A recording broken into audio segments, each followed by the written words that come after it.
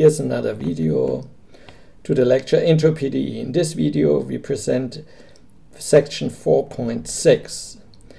This section introduces now a relation between spectral theory of the Laplace operator of Laplace and the heat equation. Yeah, there is really a relation between deep relation between Laplace operator and the spectral theory and the heat equation. Okay, let us explain this. First, we assume that H is an eigenfunction of the Laplace operator. If H is an eigenfunction of Laplace operator, so let's assume minus Laplace H is equal to lambda H on omega, and we assume H restricted to the boundary is 0. Yeah, then we can solve the initial value problem. So then we want to solve, then we make the Ansatz. Yeah. Then we make the Ansatz u of xt is equal to phi of t times h of x. Yeah, for the initial value problem.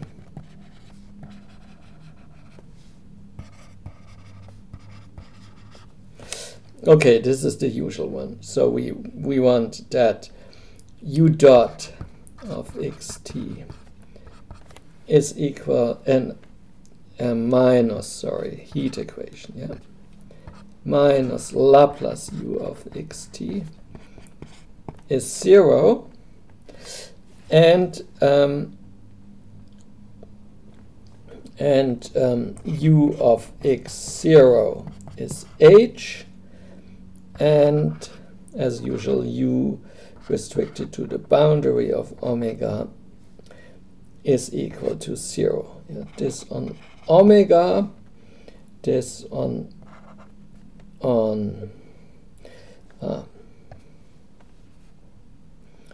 sorry, we should,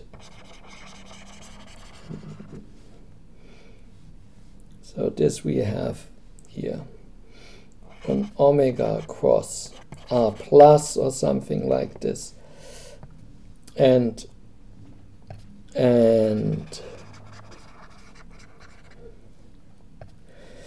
u of x0 is equal to h of x for x in omega, and u of xt is 0 for x in the boundary. So we make this Ansatz here, and then what we obtain, then we have u dot of xt minus Laplace of u of xt. Okay, what if we take the time derivative, we get phi dot of t times h of x, and here we get minus minus phi of t times lambda times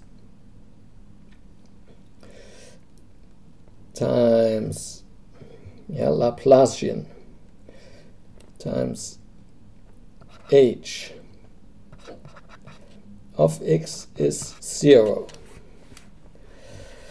Yeah, okay, and this, so this we may write as yeah, if this is 0, what we obtain phi dot of t times h of x is equal to minus lambda phi of t times h of x. Yeah, and if h doesn't vanish identically,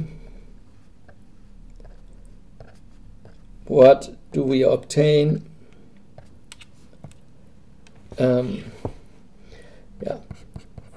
For non-vanishing h, we have phi dot of t is equal to minus lambda phi of t, so a linear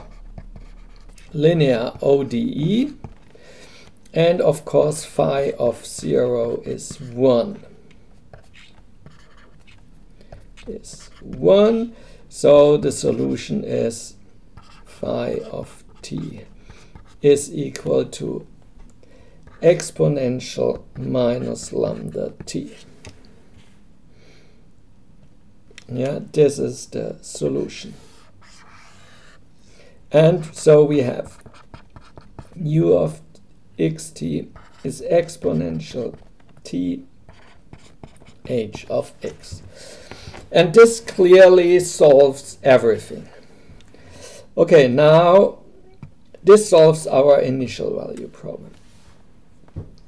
Now, if we don't have one eigenfunction, if h is the sum of eigenfunctions, so we write h1 plus hm. Yeah, and we have minus Laplacian hm is equal to lambda m times hm for m equal 1 to m. Yeah, then we can do the same, of course, by linear superposition. Since heat equation is linear, then we have just the sum. So we have minus lambda 1t h1 of x plus, and so on, exponential minus lambda mt hm of x. So this means if we decompose the initial value into a sum of eigenfunctions of Laplace, then we can solve the initial value problem.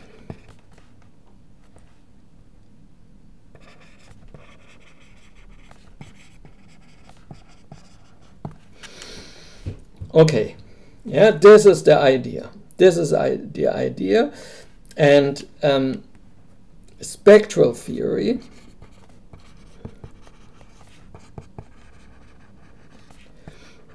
is a tool to achieve this. Yeah, so the spectral theory of the Laplace operator helps us to decompose. Okay, let us explain the strategy with the help of the fundamental solution. Yeah, first of all, on Rn, yeah, the Laplace operator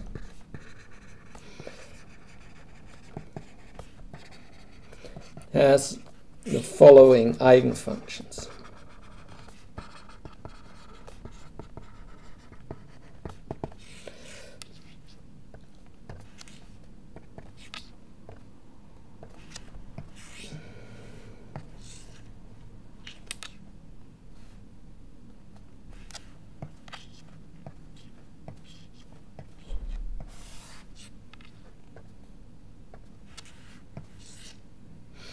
Okay, we have the eigenfunctions exponential of 2 pi I k times x. K is a vector in Rn. and this is scalar product. Yeah, if we calculate minus Laplacian exponential 2 pi I kx, okay, then we get a 4p square. E gives minus, minus gives plus, k square times exponential 2 pi I kx. So eigenvalue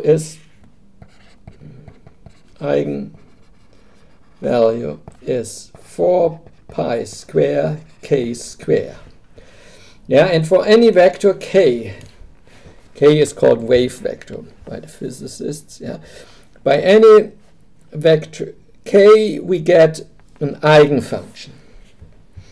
And now we will see that the fundamental solution is nothing else but a superposition of these eigenfunctions. Okay, for this we need an identity. Yeah, I claim that the following holds. Exponential of 2 pi I k, now square root of t, plus x over 2 square root of t, all is this in the exponential dnk. I claim this is equal to, okay, first I do a substitution. So we substitute the new variable we call, we substitute k prime is equal to k times square root of t. Sorry, k square root of t. Yeah. And then dnk is of course equal to dnk prime divided by t to the power n half. Sorry, the 2 pi. I also want to get rid of the 2 pi.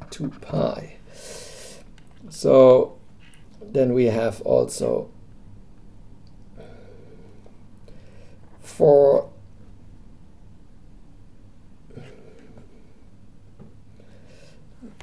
2 pi.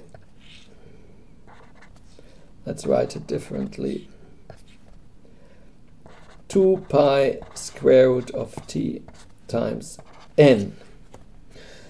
Yeah, this is what we get. And if we insert this, then what we get is integral over Rn exponential I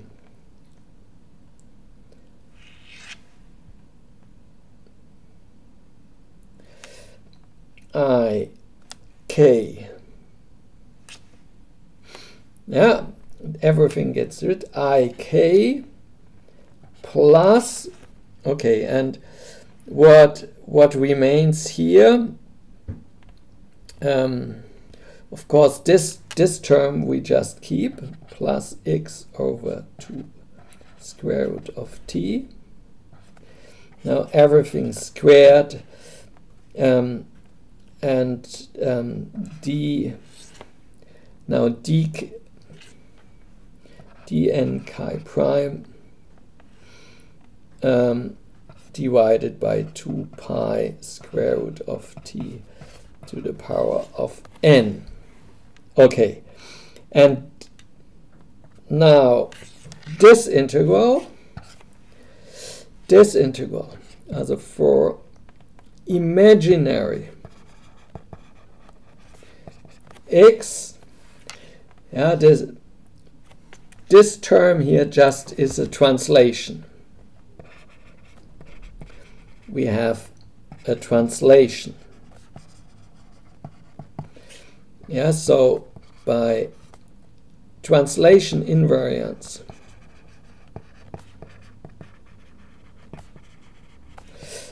of the Lebesgue measure,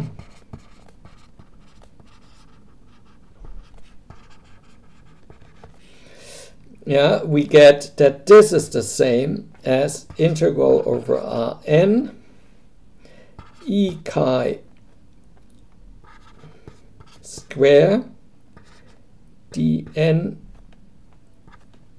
chi prime, sorry, times 2 pi square root of t to the power of n. Okay, and this we already know. Yeah, this is minus k square times, so this is integral. Maybe I put this in front, so this is 1 over 2 pi square root of t to the power of n, and integral minus k square dnk. And this we know. Yeah, this we already calculated.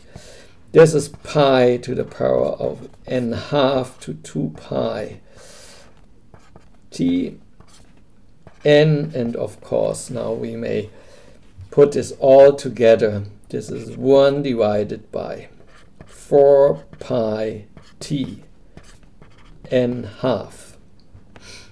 Yeah, this is this factor here. Yeah, because here if this is pi to the power fn, so altogether we pi to the power of n half.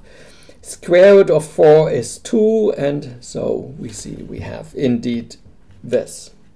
Now, so this is important formula.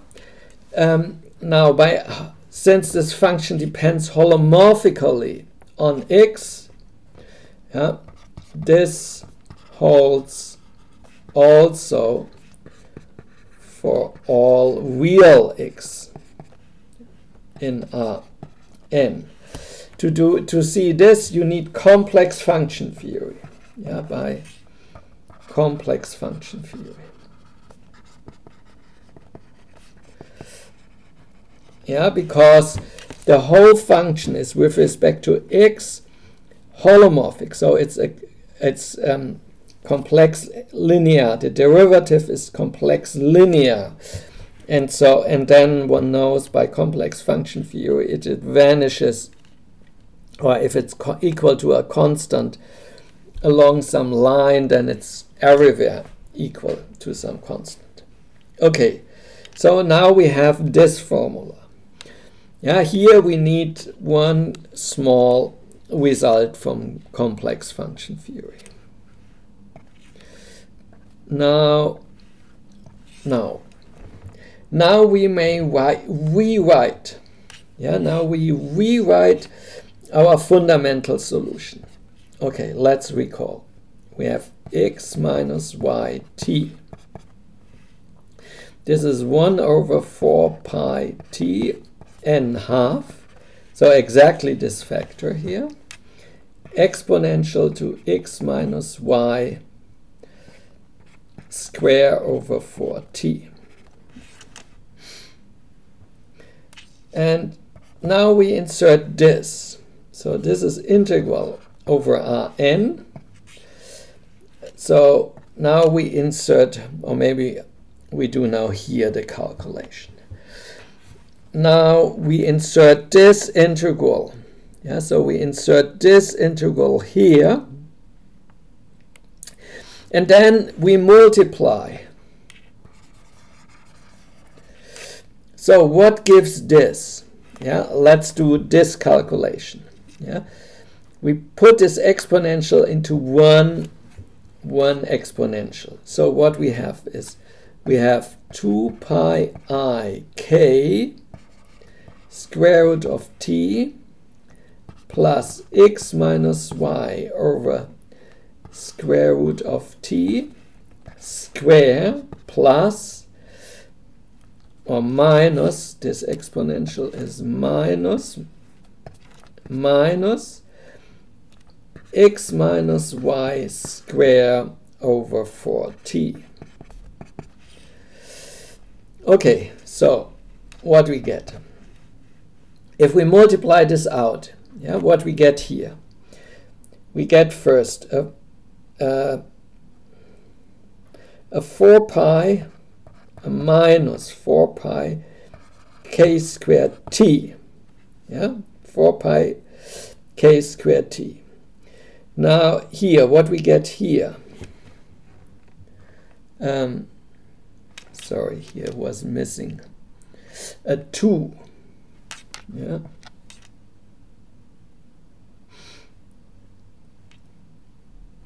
Here was missing a 2. Here we always had a 2. So 2. Okay. Now, what is the mixed term? We should take this times 2. Yeah, this times 2. So what we get? The square root of t cancels. The 2 cancels with the t. So we have a plus 2 pi I k times x minus y. Yeah, this is this mixed term. Yeah. Okay, this is the mixed term. And now what is this term here? This term is, of course, plus x minus y square over 4t. And this cancels, of course, with this term, x minus y square over 4t. So altogether, we get just a minus 4 pi k squared t plus 2 pi I k times x minus y. Pi square, of course, we have pi square, sorry. Yeah. So we obtain this. Now look at this. This is exactly the eigenfunction. Yeah? This is an eigenfunction evaluated at the difference. So it's an eigenfunction. And this is the eigenvalue square. This is the eigenvalue of the Laplacian. This is the eigenvalue of the Laplacian times t. Yeah, so we see we get exactly this term here. We get exactly this term. This is the eigenfunction, and we have this factor here. Lambda is minus 4 pi square k square. Lambda, sorry, is 4 pi square k square. Yeah, so we get exactly this term. Yeah, so this integral. So instead of a sum of eigenfunctions, we have an integral. So this is a limit of a sum. Now let's do it, understand more in detail this difference. Yeah, this is not yet clear why this difference shows. So let us write. We have the formula. Yeah, u of xt is equal to the integral over Rn phi of x minus yt h y dny. And if we write this now and insert this integral, then we get integral over Rn exponential from minus 4 pi square k squared t, then exponential 2 pi I k x minus y h of y dny and dnk. Sorry, the integral, we should first integral dnk dny. Okay, now, but this we may write, yeah? Also, if we assume if h is integrable in the Lebesgue space, then we apply Fubini. Okay, and then we get integral over Rn, integral over Rn. And now we've put first the integral, over Rn. So everything which does not depend on y, we put outside. So we write a to the minus 4 pi square k square t exponential 2 pi I k x. And now the integral. Integral 2 pi I k y with a minus h y d n y. And then we integrate d and k. And this term we now call, so this is integral over Rn e minus 4 pi square k square t x t pi I k x and times h hat of k. And if we define, now we define h hat, with, now we just define this integral 2 pi I k y with a minus h y d n y. Okay. And if h is integrable, then everything here, this integral exists, and is bounded. It's a bounded function, and then this integral also exists. So we really can write this integral. And look at this. This is eigenfunctions. So hk plays the role of the coefficients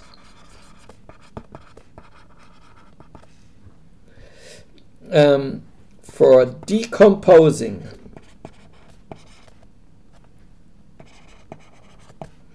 h into a sum, into an integral in our situation. Integral of eigenfunctions.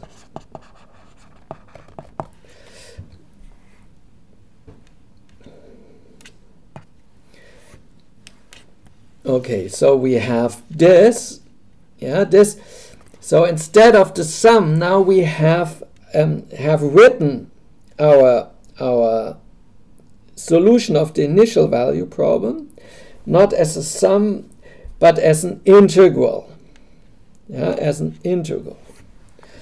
Okay, and now we use, we call the map h going to h hat is called Fourier transform.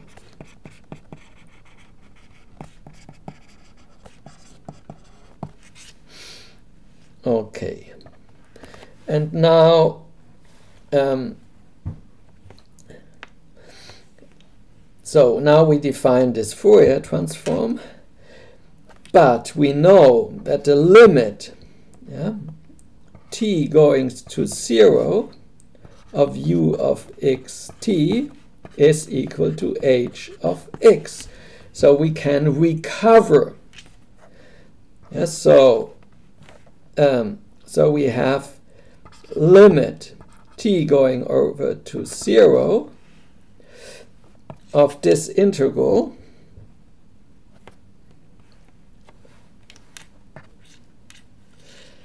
of integral over Rn e minus 4 pi square k square t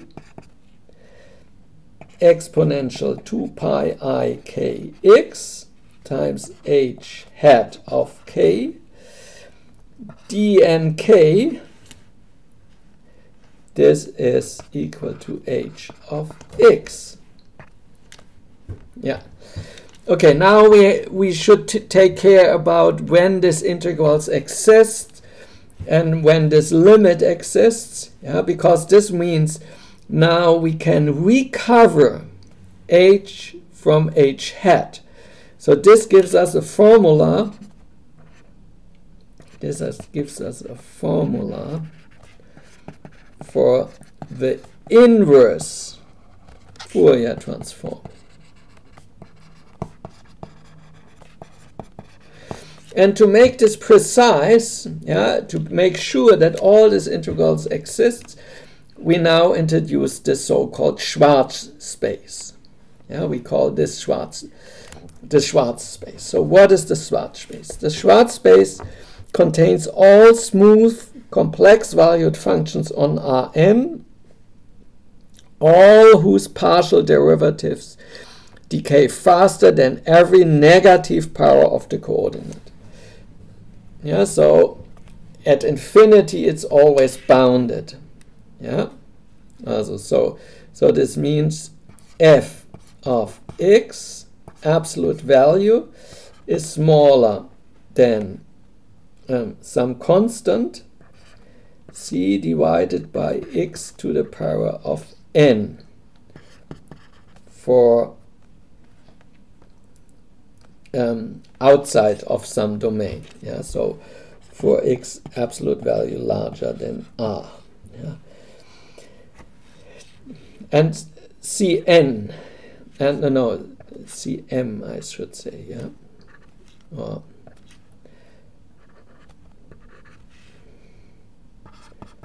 for all natural numbers n with some Cm, some constant. Okay, so we have smooth functions and we have this decay at infinity. This decay, of course, implies that that the function is integrable. And this should not only hold for the function f, but it should hold also for all partial derivatives. Okay, this is another rather interesting space. One should consider this. This is similar, to the space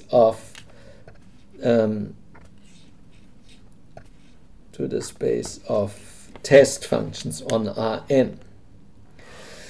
Okay, and now we have a very nice lemma for the following statement. Now we prove the following. The Fourier transform maps the Schwarz space into itself. This is very nice, because then we can take arbitrary derivatives and we can always take the integrals. The integrals exists and the derivative exists. For this reason, this is such a nice space. Okay, now let's see. First, we calculate minus Laplacian h and the Fourier transform of this and this of k. This is, of course, minus integral over Rn exponential of minus 2 pi I k y Laplacian h of y dny. And for h, for h in the Schwarz space, then this we have such a decay, so this integral exists. This has absolute value 1, so this integral exists. We have no problems with these integrals. Now let's do the calculation. And now I say we can do some partial integration by parts. We can apply this to, and what do we do? We use the domain omega, ball of 0 with radius r. And then take the limit r going to infinity. Yeah, on the boundary, all expressions, all terms go to 0 for r going to infinity. Yeah, since everything decays faster than any inverse power by any constant. Yeah, so we don't get boundary terms if we take here, if we apply the divergence theorem. Yeah, in this sense, we may apply the divergence theorem on the whole Rn, and then we can calculate. And then, okay, what we obtain if we here now take the divergence. Oh, sorry, I write it. Divergence of exponential of minus 2 pi I k y gradient h of y. Yeah, okay. What we get? We get one term here. So we get minus 2 pi I k exponential minus 2 pi I k y h of y. And the other term is, of course, plus, yeah, plus exponential 2 pi I k y Laplacian h of y. Yeah, so if we apply divergence theorem, then we get that this integral here over Rn is the same as this integral. Yeah, and here I explained why we don't get boundary terms. And now we do this twice. Yeah, so this shows that the integral over exponential 2 pi I k y Laplacian h of y minus dny, this is the same as, so this term, this is the same as 4 pi square k square. Yeah, we get here this square, this is minus 4 pi square k square, and this minus cancels with this, so we get this times exponential 2 pi I k y h of y dny. So we get this. Yeah, and this is of course the same as 4 pi square k square h hat, Fourier transform of h. Now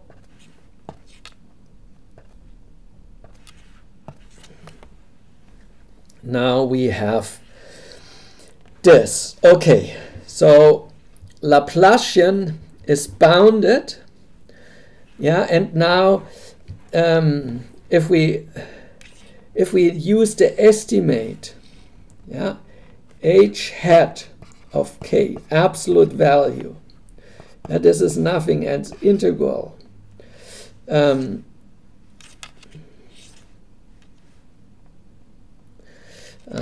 Here I forgot always the minus. Yeah, okay, I forgot the minus. Okay, minus 2 pi I k y h of y dny. Yeah, this of course we can estimate. This has absolute value 1, so dny, and this is of course the L1 norm. Yeah, the L1 norm there on Rn. So we have this. So this shows the supremum norm of h hat is smaller or equal than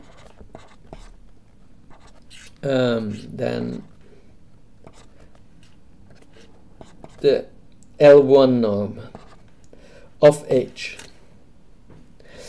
And since for any powers of the Laplacian, the L1 norm is bounded, so this means all these functions k are bounded.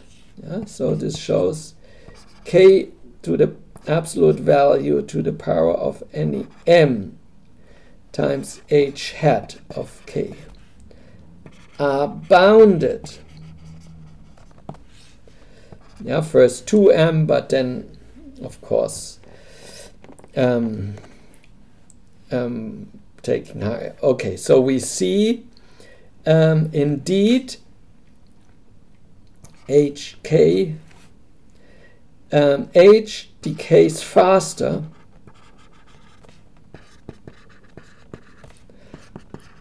than every negative power of k. So the first property now we have shown, yeah, the first property, that the function a really decays faster than every negative power. Now, what is with the derivatives? Yeah, what is h? Can we take the derivative? Yeah. Okay, let's try to calculate the derivative di h hat of k. So we take the derivative by the ith coordinate. And this is, of course, yeah, also if we assume, also since we know that this integral is nice, we can put the derivative inside. Yeah, we put the derivative inside. Then we have d by dki of exponential from minus 2 pi I k y a dny. Yeah, so this function here is smooth. This function is smooth. And since this integral exists, since it's well behaved, also this function here is smooth. And we can calculate the derivative. So what is the derivative? Here we just get a minus 2 pi I y I integral times exponential minus 2 pi I k y h y dny. Yeah, and since h decays faster than every power of y, this is still finite and has finite L1 norm. Yeah? So we have indeed that this is smaller or equal, now by the same estimate as before, 2 pi, this absolute value, and then we take just y times h of y and take the L1 norm on Rn. Yeah, and since this exists, this is really smooth, and we also have this estimate. Now, the same arguments as before also apply to all partial derivatives. Yeah.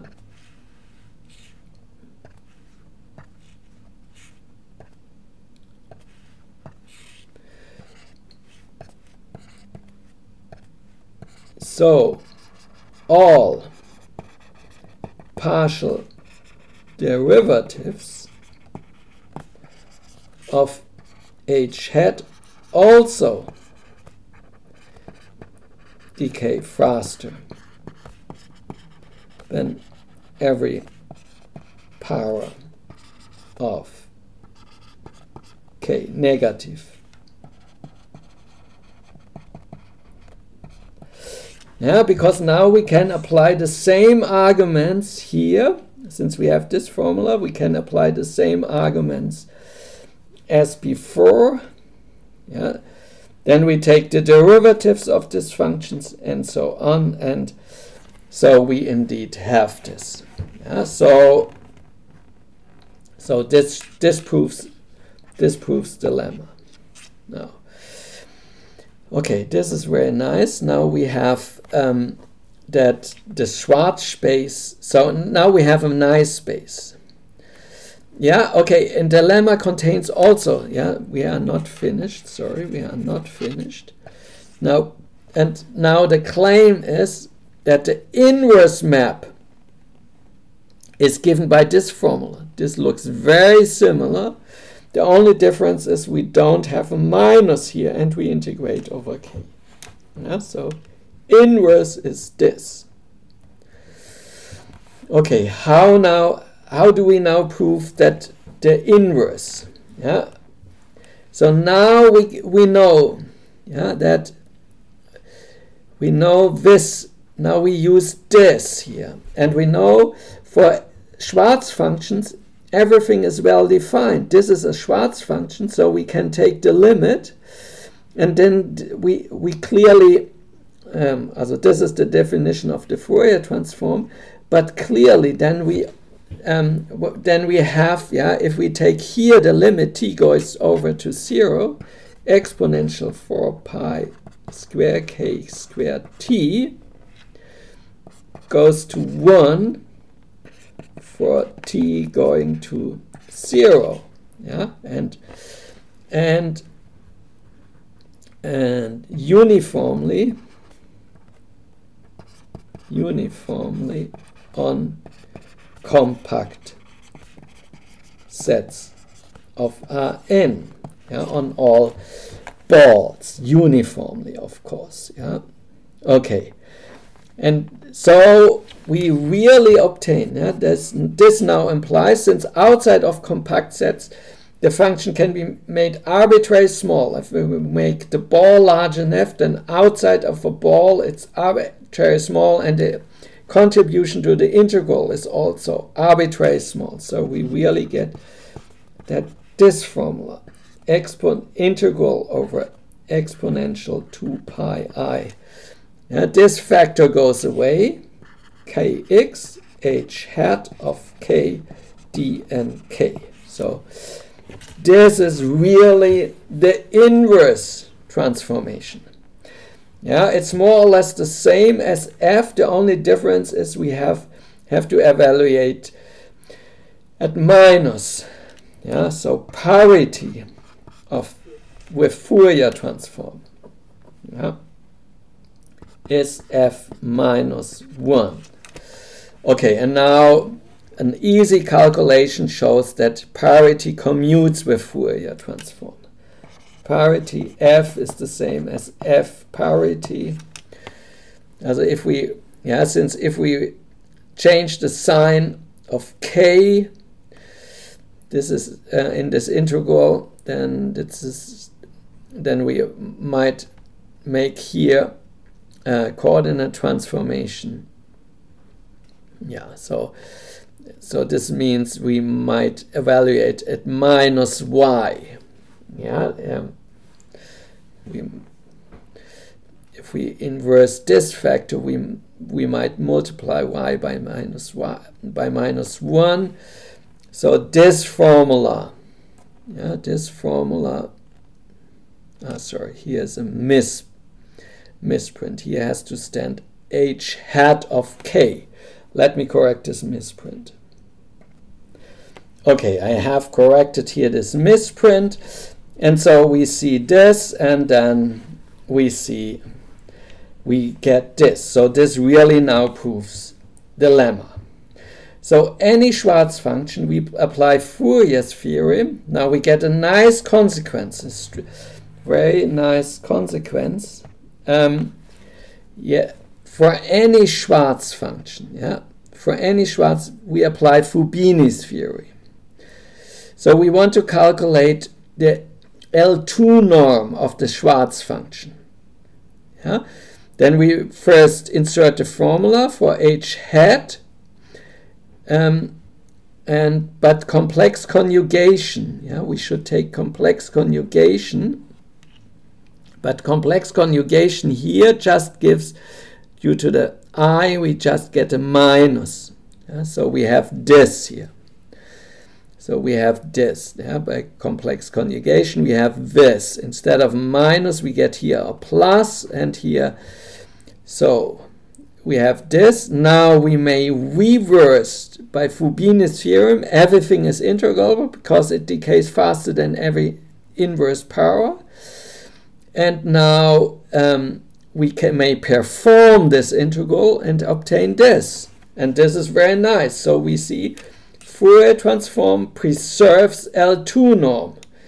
So Fourier transform F is unitary. This means it preserves L2 norm. So F is a linear operator. But if it's unitary, it extends automatically to a unitary operator from L2 to L2. Yeah? Since Schwarz space is dense in L2 of Rn. Yeah, this is rather clear because the smooth compact function with compact support are dense. Then of course also Schwarz space is dense. Yeah. So F is extends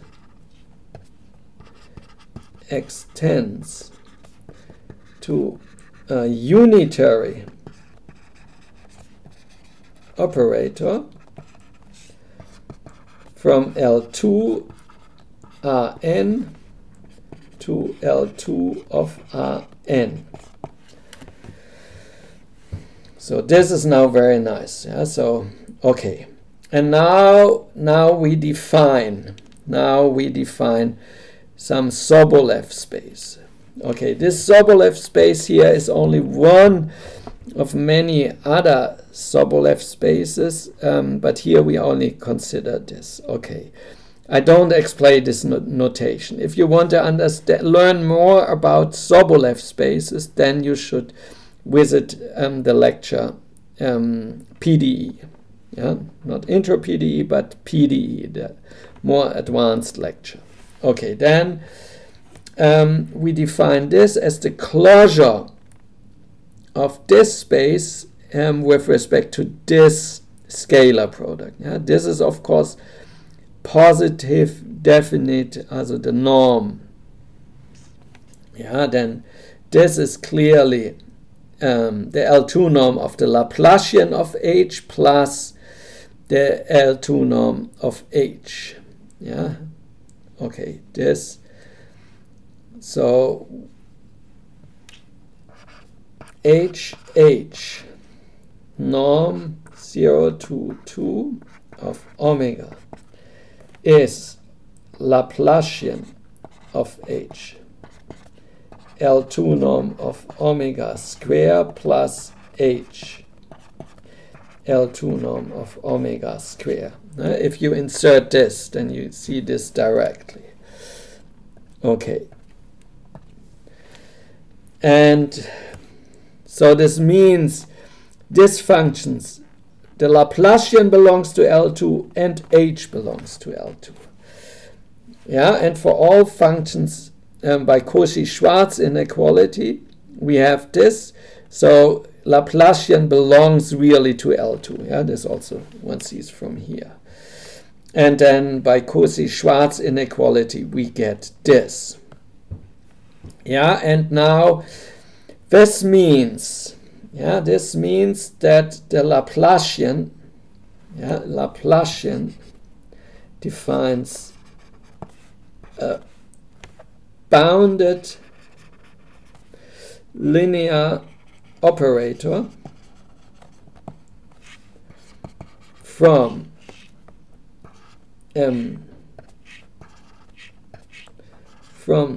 this space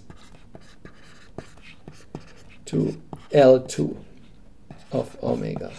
Yeah, okay, this shows this. Yeah, so it really defines a bounded, or maybe we take minus Laplacian. Okay, and now the claim is that this operator is positive. So if we calculate this, omega minus Laplacian h times h bar dn of x. Yeah, then we can do, of course,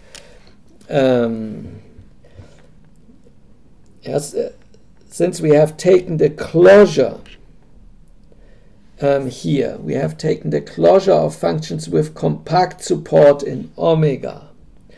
We can approximate this always with functions which vanish at the boundary, so we get no boundary terms. Yeah, because these functions are limits of functions which vanish at the boundary, and then we can calculate this by the limit, and if we insert such functions in the divergence theorem, we don't get boundary terms. So we can apply the divergence theorem, and then we get dh times dh bar. And this is, of course, positive, yeah, non-negative. Yeah, so this operator h, h equal this. This is a bounded linear operator, and for this, with this domain, and it's non-negative. It's non-negative, and this implies. Also now one needs spectral theory. This I will not explain completely, but now spectral theories tells us that we may diagonalize. Yeah, and if we diagonalize, the eigenvalues are non-negative. And this means that exponential minus th acts on eigenfunctions. Yeah, this acts on eigenfunctions as with eigenvalue lambda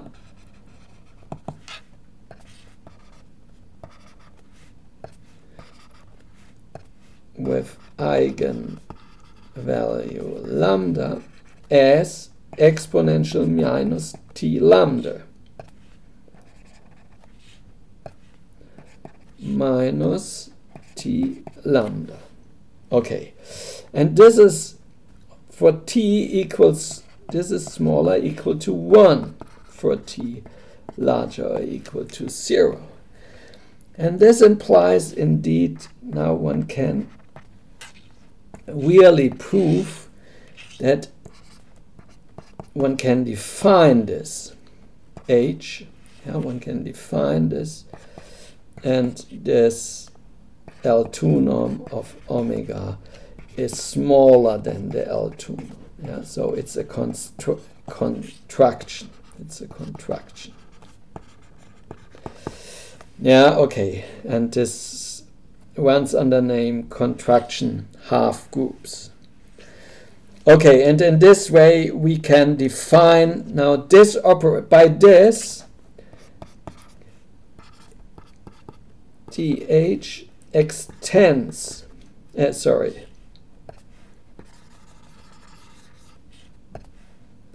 h going over to minus th extends to a bounded linear operator. Yeah, we first show this for test functions, as a first only for h as a test function with compact support, but this extends to bounded linear operator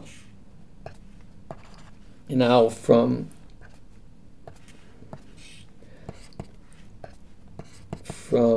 L2 of omega to L2 of omega. And in this way, we now solve the boundary problems. If we had established this operator. Okay, this last step can be only carried out if we really understand spectral theory. Yeah, but this we don't know. But we shall see in the next sections that for simple situations we can really carry out this program. So what we have done today we introduced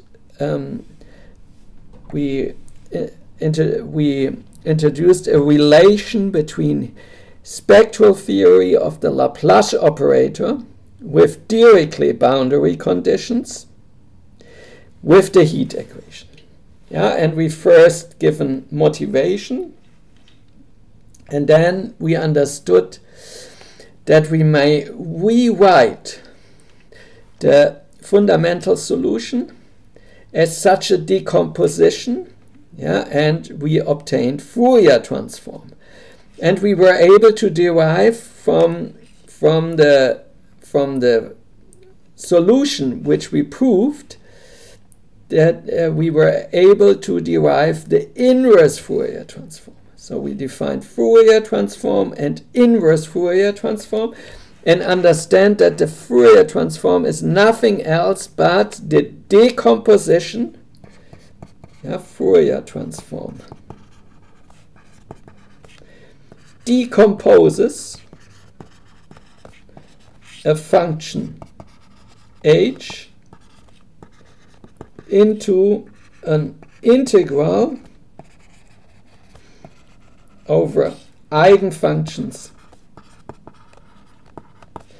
of Laplace or minus Laplace. Yeah, so the Fourier transform really is does what we want to do in the case of Rn. And then at the end of the section we explained what we do if we don't do it in Rn, but if we do something similar on a bounded domain. Yeah, then we introduced some Sobolev space, and then we explained that derived that that Laplacian with Dirichlet boundary conditions is non-negative. Yeah, is non-negative by a partial integration, and by this, then with the help of spectral theory, one gets that that we really can obtain the exponential, yeah, of this operator h, yeah, minus th, and that this is a contraction half group. Yeah, this is the word under which you can find more in other textbooks. Okay, thank you.